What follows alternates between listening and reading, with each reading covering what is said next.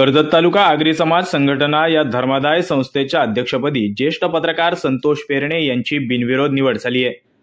अध्यक्षपदासाठी 15 इच्छुकांचे नामांकन होते, मात्र संस्थेचे ज्येष्ठ पुढारी आणि माजी अध्यक्ष यांनी पुढाकार घेऊन संतोष पेरणे यांना संधी देण्याचा निर्णय झाला, तर भगवान धुळे यांची उपाध्यक्ष म्हणून निवड करण्यात आली आहे।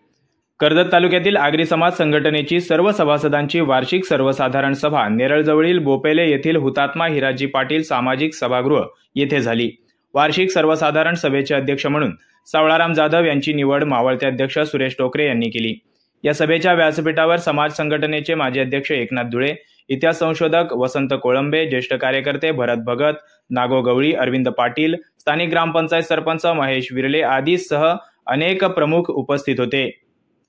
दरम्यान यावेळी मागील सभेचे इतिवृत्त वाचून मंजूर करण्यात आले। यावेळी कर्जत तालुका आगरी समाज संघटनेच्या नवीन अध्यक्षांच्या निवडीसाठी 15 सभासद इच्छुक होते, त्यामुळे निवडणूक प्रक्रिया घेऊन अध्यक्षांची निवड करण्यात येणार असल्याचे चित्र निर्माण झाले होते।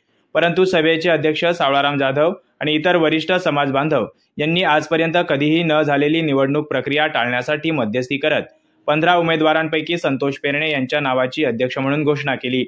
संतोष पेरणे यांचे समाजात असलेले वर्चस्व, शासकीय कामाचा दांडगा अनुभव तसेच तळागाळातील जनतेशी त्यांची जोडलेली नाळ, समाजासाठी त्यांनी केलेले यापूर्वीचे काम हे पाहता संतोष पेरणे हे नाव आघाडीवर होते।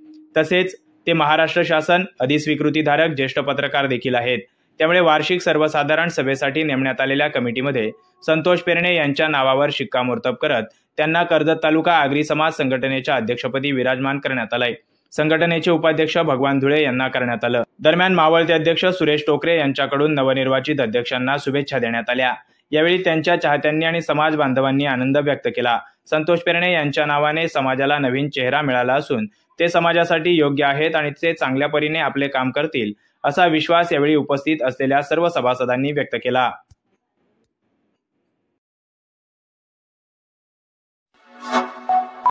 Like, comment, share and subscribe.